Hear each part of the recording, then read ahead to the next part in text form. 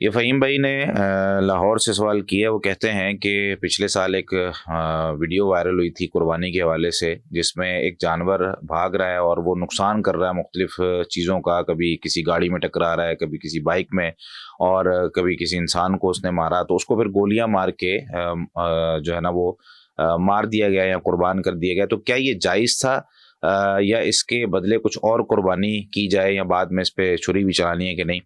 تو اس میں دیکھیں، شریعت نے نا ہمیں کسی بھی چیز کے حوالے سے جو اصول دیے ہیں ان اصولوں کو ہمیں فالو کرنا ہے. مثال کے طور پہ شریعت نے کہا جی اگر چھوٹا جانور ہے تو اس کو آپ نے لٹا کے بسم اللہ اللہ اکبر پڑھ کے اس کو پراپر ایک طریقہ بتایا ذبح کرنے کا. اونٹ ہے تو اس کا ایک الگ سے طریقہ ہے ذبح کرنے کا. اب ان دونوں طریقوں کے علاوہ کبھی کبھی اس طرح ہوتا ہے کہ جانور ہیں وہ بدک جاتے ہیں. نبی کریم صلی اللہ علیہ وسلم کا اس میں ایک واقعہ بھی موجود ہے. ایک دفعہ ذوالحلیفہ پہ آپ صلی اللہ علیہ وسلم، صحیح بخاری کی حدیث ہے 2488 نمبر پہ، نبی کریم صلی اللہ علیہ وسلم ذوالحلیفہ مقام پہ نا وہاں پہ غنیمتیں تقسیم کر رہے تھے.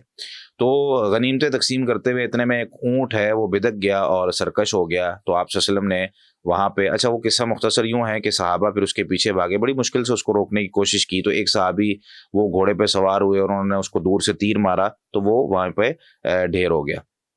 تو نبی صلی اللہ علیہ وسلم نے وہاں پہ جو جملہ ارشاد فرمایا تھا وہ یہ تھا کہ ان لہٰذی البہائم عوابدہ کا عوابد الوحش، کہ ان جانوروں میں سے، جو پالتو جانور ہوتے ہیں، ان میں سے بھی کبھی کبھی جانور کچھ اس طرح کے ہوتے ہیں جو بدک جاتے ہیں، جن میں جنگلی جانوروں والی سرکشی آ جاتی ہے. تو اس طرح اگر کوئی جانور تمہارے ساتھ اس طرح کرے نا، فما غلبکم منہا فاصنعوا بہا کذا، تو جو جانور تم پر غالب آ جائے اس طریقے سے، یعنی تمہارے نقصان کر رہا ہے، تمہارے اختیار میں نہیں ہے. کیونکہ دیکھیں ہر جانور ہم سے بڑا ہوتا ہے. اونٹ جسامت میں ہم سے بڑا ہے، گائے یا بیل ہم سے جسامت میں بڑا ہے، ہم اس کو کنٹرول نہیں کر سکتے اگر اللہ تعالیٰ نہ چاہے. تو یہ اللہ تعالیٰ نے ہمارے تابع کیا ہوا ہے. لیکن کبھی کبھی اس طرح ہوتا ہے کہ وہ ہمارے جو ایک تابع رہنے والا جانور کبھی اگر بدک جاتا ہے یا سرکش ہو جاتا ہے، تو پھر اس کو نقصان سے بچانے کے لیے، ظاہر سی بات ہے جو سوسائٹی کا اور معاشرے کا نقصان ہو رہا ہے اس سے تو بچانا ضروری ہے نا.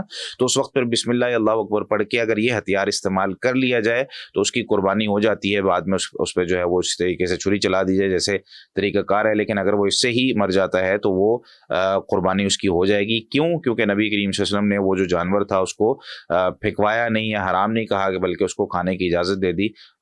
تو اس وجہ سے اگر کوئی جانور ایسا کر لیتا ہے تو اس کی قربانی جائز ہے.